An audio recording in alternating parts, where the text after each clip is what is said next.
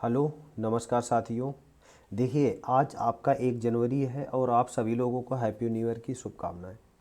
तो आज हमने जैसा आपसे कहा था कि हमारा जो पेड बैच है उसमें हम लोग यूपी स्पेशल का अलग कोर्स करेंगे, जीएस का अलग करेंगे। जो जीएस के 4 सेगमेंट है वो मैं पेड ग्रुप में आपको भेज चुका हूँ।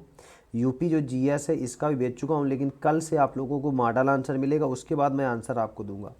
आज सभी को मालूम है आज व्यस्तता है, मित्र वगैरह आ रहे हैं, तो इस वजह से यहाँ पर मैं केवल आपको फुल आंसर प्रोवाइड करा रहा हूँ।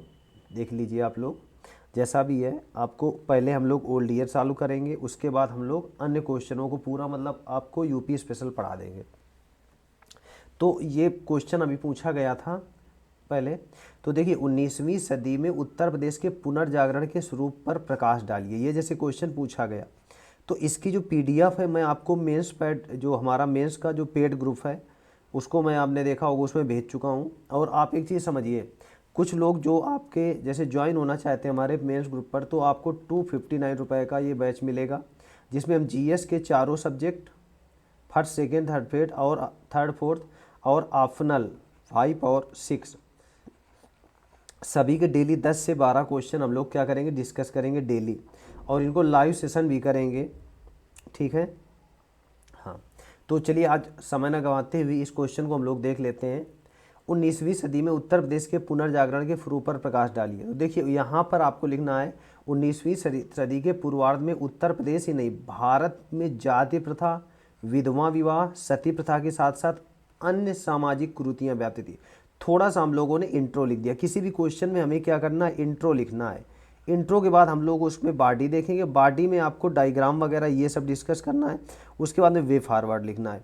उसके देखो यहाँ पर और एक चीज़ मैं आपको बता दूँ, एग्जाम में आपका जो पॉइंट होगा, क्वेश्चन होगा, उसी के अनुरूप आपको लिखना है। अन्य कहीं आपको भटकाव नहीं करना है, उसी के अनुरूप इर्द गिर्द आपको चलना है, ये ध्यान रखिए। तो यहाँ पर 19वीं सदी की उत्तर प्रदेश में पुनर्जागरण के स्वरूप पर प्रकाश डालना है, तो यहाँ पर मैंने थोड़ा सा लिख दिया। अब देखिए, यहाँ पर 18वीं और 19वीं शताब्दी के दौरान भारत पर विजय से भारतीय संस्थाओं में कुछ खामियां क्या हुई, उजागर हुई। ये अंग्रेजों ने, इस वजह से पाश्चात्य संस्कृति और विचारधारा भारतीय जनजीवन को क्या करने लगी, प्रभावित करने लगी। देखिए, इसमें दिया हुआ है 18वीं और 19वीं शताब्दी के दौरान अंग्रेजों द्वारा भारत पर विजय, यहाँ पर अंग्रेजों होना चाहिए, अंग्रेजों द्वारा भारत पर विजय की संस्थाओं से कुछ खामियां उजागर हुई। इस वजह से पाश्चात्य संस्कृति और विचारधारा में भारतीय जनजीवन को प्रभावित करने लगी। यानी कि आपने देखा होगा, जो हमारी आपकी पश्चिमी सभ्यता थी वो पूर्वी सभ्यता को क्या करने लगी, प्रभावित करने लगी। अब यहाँ पर देखना है, मूलतः 19वीं सदी में भारत में 2 तरह के समाज सुधारक आंदोलन प्रारंभ हुए, जिसका प्रभाव हमारे उत्तर प्रदेश में पड़ता है, जो क्वेश्चन में डिमांड किया गया है। पहला आपका आधुनिक सुधारक, दूसरा कौन सा है, पुनरुत्थानवादी। आधुनिक सुधारक समय और वैज्ञानिक सोच के अनुरूप थे, जबकि पुनरुत्थानवादी क्या थे, आपके भारतीय परंपराओं और विचारों को ही पुनर्जीवित करना चाहते। देखिए, आधुनिक सुधारक ये था कि ये कहते थे कि भाई जैसे अंग्रेज रह रहे हैं वैसे हम लोग रहे। लेकिन यहाँ पर पुनरुत्थानवादी ये कैसे थे आपके, ये कह रहे थे हम भारतीय परंपराओं को ही क्या करेंगे, पुनर्जीवित करेंगे। अब देखिए, यहाँ पर जो सुधारवादी आंदोलन है, यहाँ पर आपने देखा सुधारवादी आंदोलन में क्या है, ब्रह्म समाज, अलीगढ़ आंदोलन, प्रार्थना समाज आदि अन्य थे। जबकि पुनरुत्थानवादी आंदोलन में आपने देखा आर्य समाज, वेद समाज आदि थे, है कि नहीं।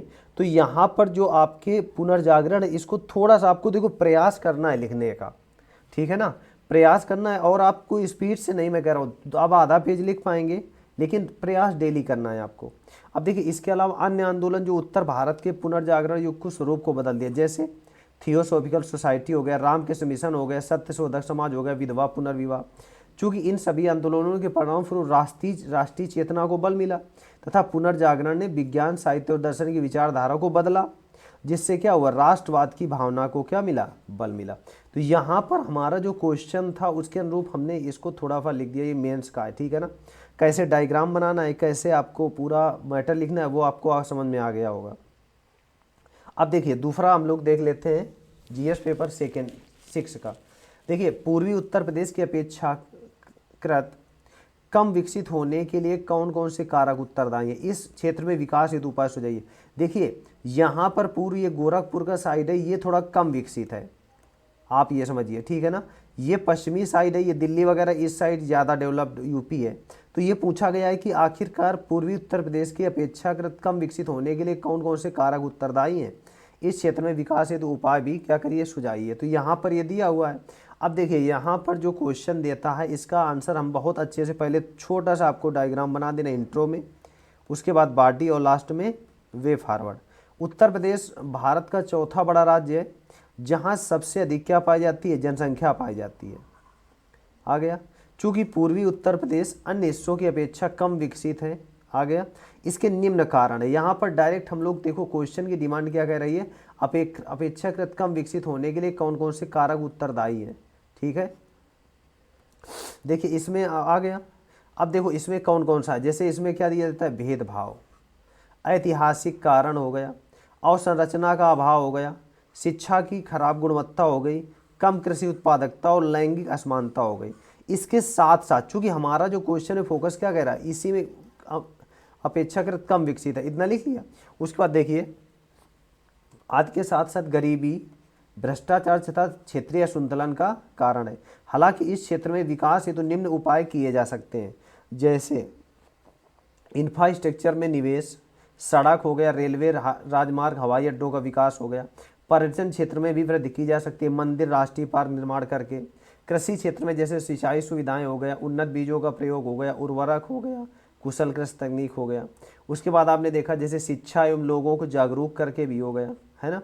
सुशासन, जैसे आपने देखा निर्णय लेने में पारदर्शिता, जवाबदेही, भागीदारी आदि से हम पूर्वी उत्तर प्रदेश में समृद्धि ला सकते हैं।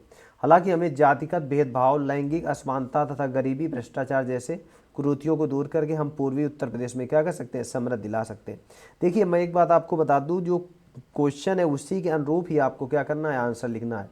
ये सब क्वेश्चनों की PDF मैं अपने पेड ग्रुप में भेज चुका हूँ। अगर आप हमारे पेड ग्रुप को लेना चाहते हैं तो मात्र 259 रुपये में है। पूरी PDF आपको फ्री में मिलेंगी और बेस्ट कंटेंट मिलेगा, कुछ अन्य मैटर भी मिलेंगे।